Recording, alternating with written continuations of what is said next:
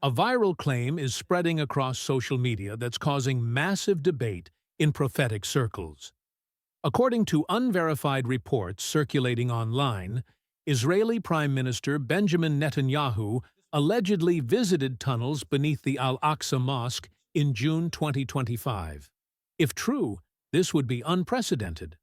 The claims suggest he was accompanied by engineers, rabbis, and archaeologists inspecting a chamber that supposedly matches ancient biblical descriptions.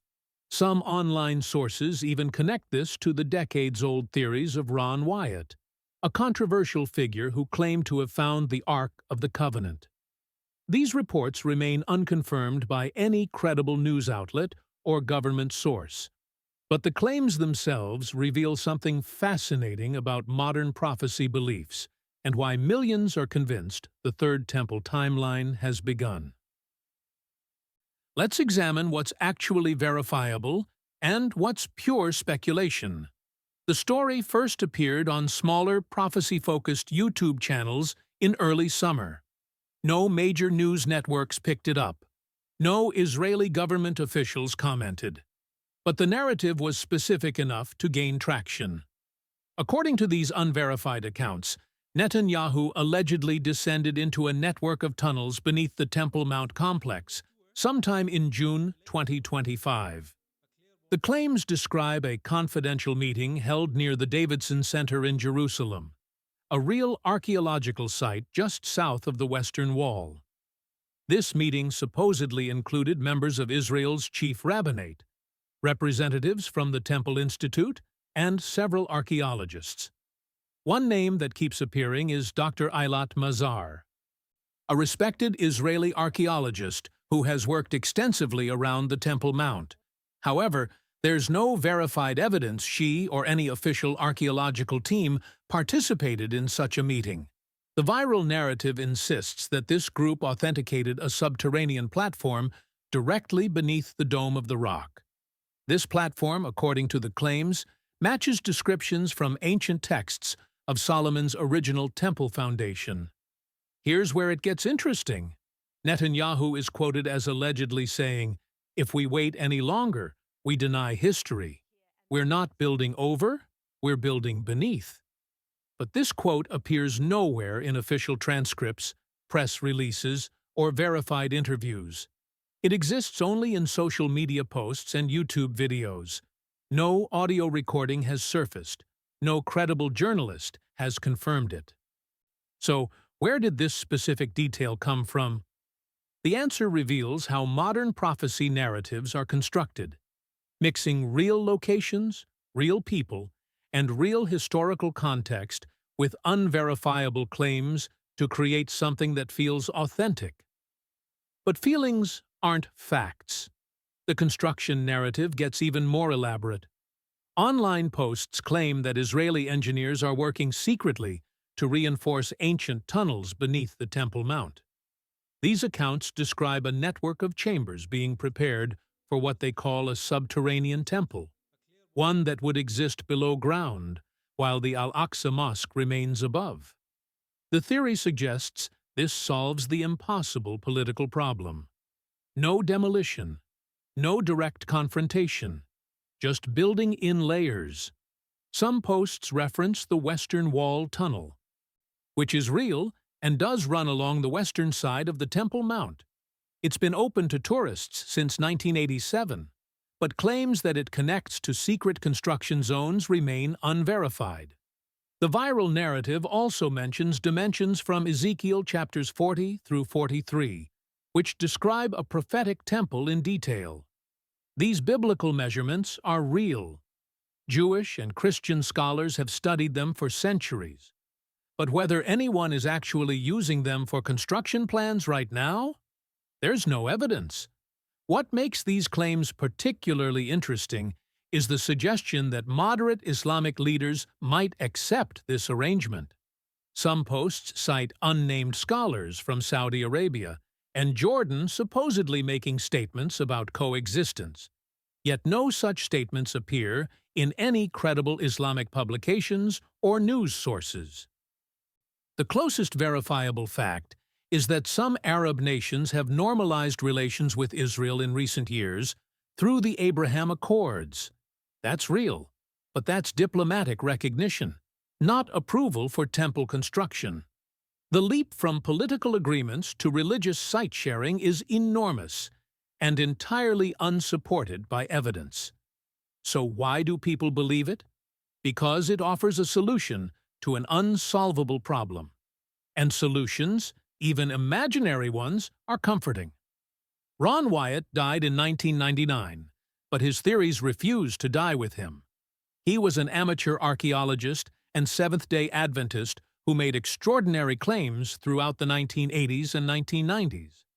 He insisted he'd discovered Noah's Ark, the actual Red Sea crossing site, Sodom and Gomorrah, and most controversially, the Ark of the Covenant, hidden in a chamber beneath the crucifixion site in Jerusalem.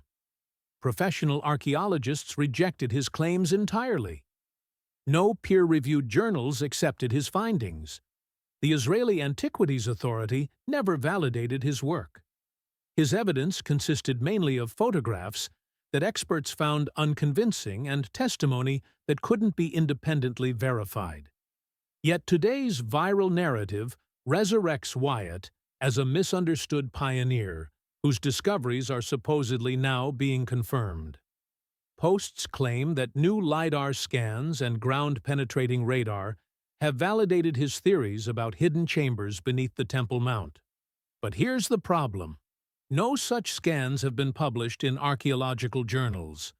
The Temple Mount is one of the most politically sensitive sites on Earth. The Islamic Waqf, which administers the site, rarely permits archaeological work there. Israeli authorities generally avoid excavations that might trigger international incidents. So the idea that extensive scanning and chamber exploration is happening secretly seems logistically implausible. The viral claims go further, suggesting that 3 objects were removed from a sealed chamber and that only 5 people know what they were. This is classic conspiracy narrative structure, specific enough to sound credible, vague enough to be unfalsifiable. If the Ark had actually been discovered, it would be the archaeological find of all time. The political, religious, and historical implications would be staggering. Keeping such a discovery secret would be nearly impossible. Here's where we need to separate what the Bible actually says from how it's being interpreted. The Third Temple concept comes primarily from 2 passages.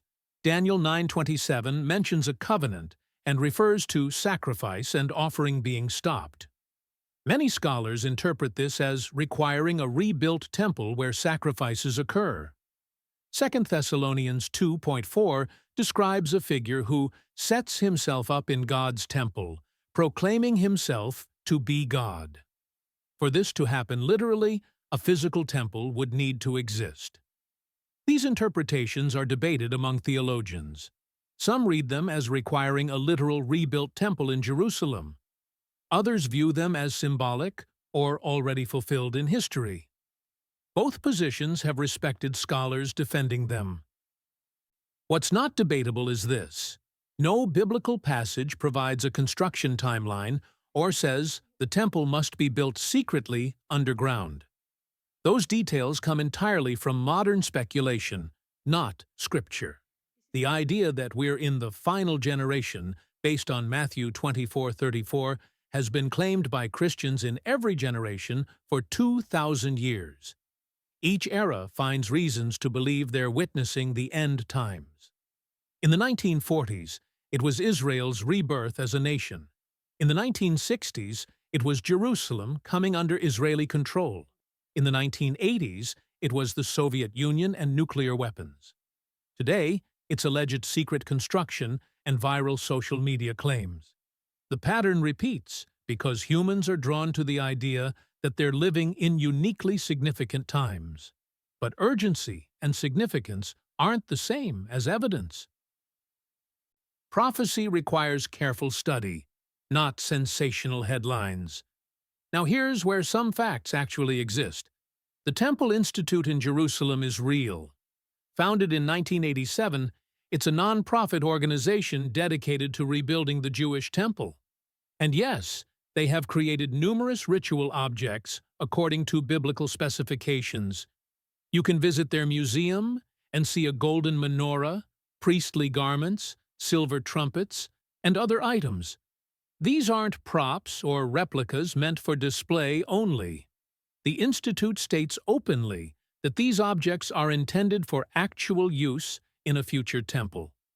This is verifiable and documented.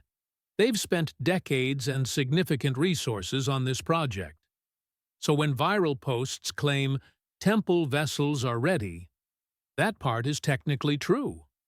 The vessels exist. What's not verified is whether any of these items have been moved to underground locations or whether ritual testing is occurring in secret chambers. Those claims appear only in social media narratives without supporting evidence.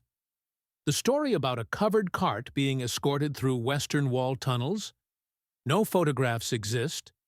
No witnesses have come forward with verifiable identities. No security footage has surfaced. It follows the same pattern, mixing real elements like the Temple Institute's actual work with unverifiable dramatic additions. The Institute itself hasn't announced any imminent temple construction or vessel placement. Their official position is that they're preparing for a future opportunity, not that construction has secretly begun. There's a significant difference between preparation and implementation. One is happening. The other remains unproven. The viral claims describe dramatic international responses, emergency UN sessions, Vatican statements, threats from Iran and Turkey, surprisingly moderate voices from Saudi Arabia and Jordan.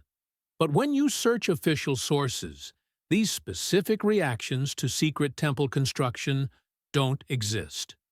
What does exist is ongoing tension over the Temple Mount. That's real and well documented. The site remains one of the most contested pieces of land on Earth. Any actual construction attempt would immediately trigger international crisis, which is precisely why these claims seem implausible. Such a massive operation couldn't remain hidden. Yet millions believe the narrative anyway. Why? Because it fits a larger story people want to be true. It suggests prophecy is unfolding right now. It makes current events feel cosmically significant. It offers certainty in uncertain times. The question isn't whether the Third Temple will eventually be built.